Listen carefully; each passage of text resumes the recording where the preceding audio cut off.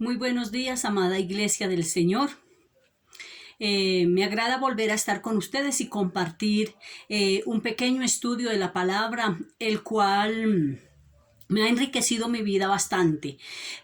Yo quisiera compartirlo con ustedes en esta mañana y quiero que estén muy atentos a lo que el Señor va a estar hablando a sus vidas, así como ha hablado a la mía.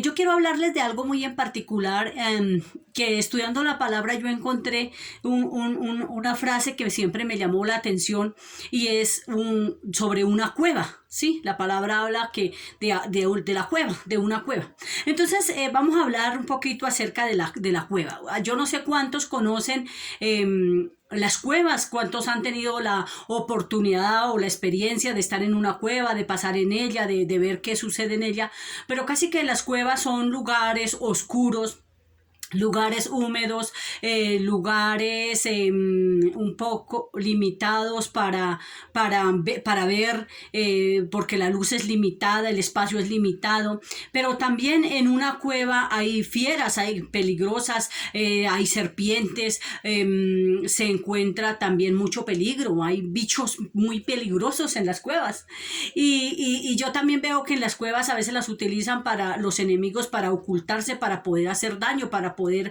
hacer mal al que va a pasar, o también se encuentra estiércol en las cuevas. Entonces yo he tenido la oportunidad de experimentar esto, porque con a papá le gustaba mucho ir de casa y yo lo acompañé en algunas oportunidades. De hecho era algo muy enriquecedor para mí, algo muy fascinante. Ver cómo el riesgo siempre le trae a uno un poco de ánimo, ¿no? Y lo motiva a uno a esforzarse un poco más.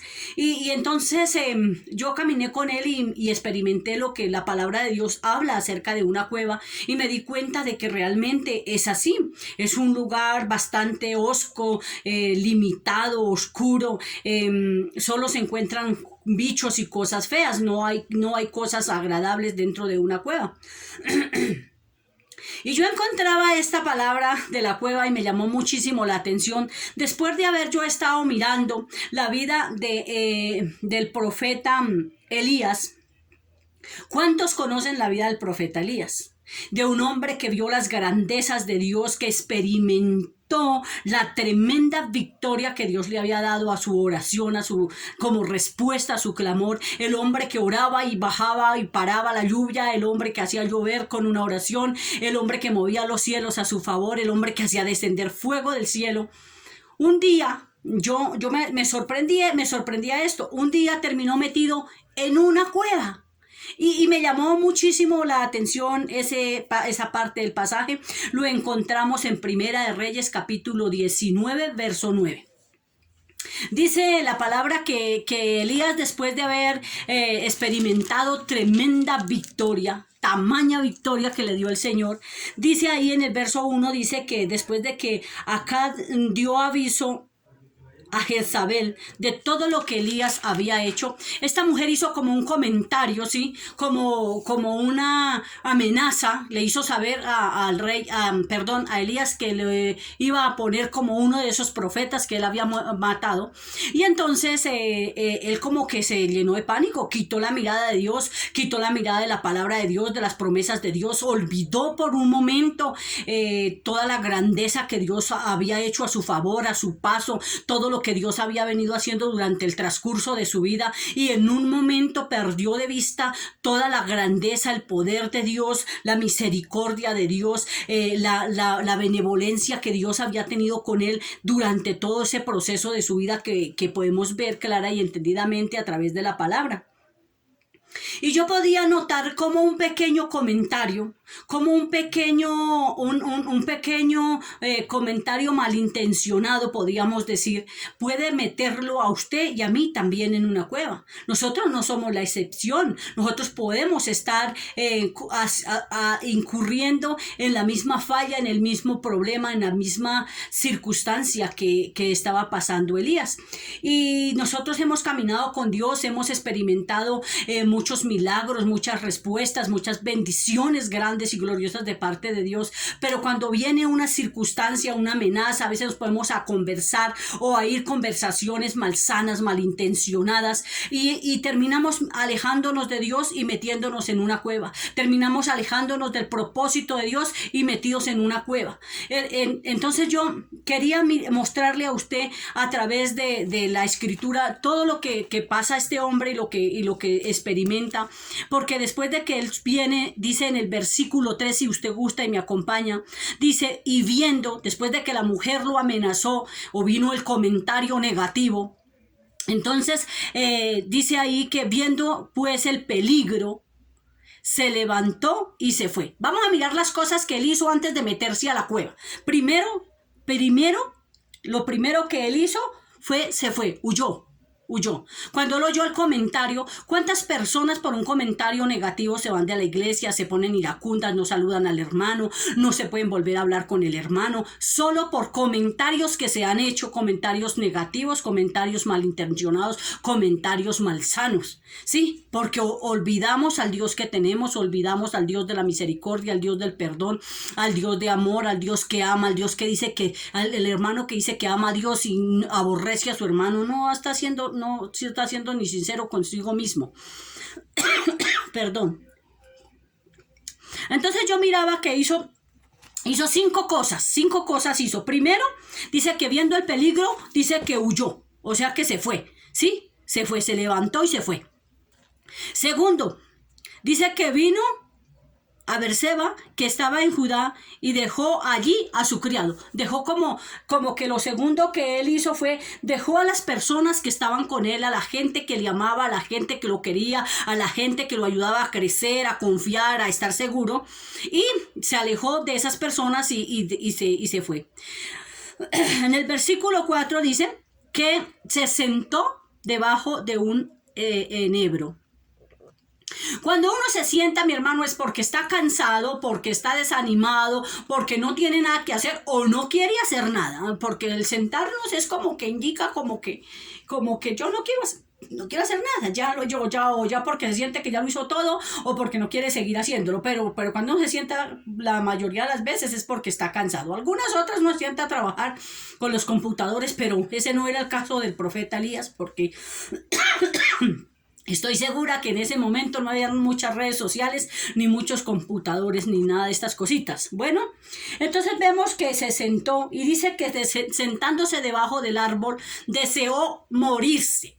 Ya ese punto, ya ese cuarto punto, ya es la depresión. Cuando usted llegue a ese punto de la depresión, de que usted no desea nada, de que usted desea morirse, usted está muy mal. O podemos estar atravesando circunstancias muy difíciles en nuestra vida, nuestras emociones nos están jugando una mala pasada. Y debemos buscar la ayuda de Dios o la ayuda de los profesionales, de quien se considere pertinente, pero es necesario buscar ayuda cuando esos pensamientos vienen a su vida. Y lo quinto que hizo, tuvo como un cambio de personalidad.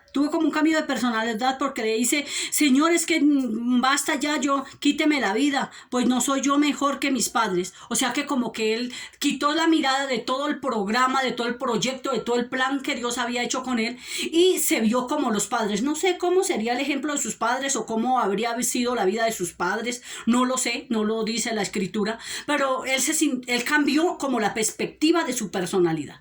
Cuando nosotros vemos estas cositas que estamos viendo aquí en el verso 3 y 4, nos damos cuenta que muchas veces antes de llegar a la cueva, antes de dejar a Dios, antes de dejar lo que tenemos, antes de dejar nuestro llamado, de dejar nuestro pastorado, de dejar nuestro liderazgo, de dejar las cosas para las cuales estamos en esta tierra, en este tiempo y en este momento, probablemente antes de meternos a la cueva nosotros estamos pasando por todos estos procesos de huir, de dejar, de abandonar, de pereza, de sueño, de cansancio, de no quiero hacer, de dejar las personas con las que uno a veces crece, con las que uno a veces lo impulsan, lo motivan, lo ayudan, lo corrigen, lo enseñan y muchas veces hasta cambiamos las perspectivas. No, pobrecito Dios no me usa a mí, yo no soy para eso, no soy la persona adecuada, etcétera, etcétera.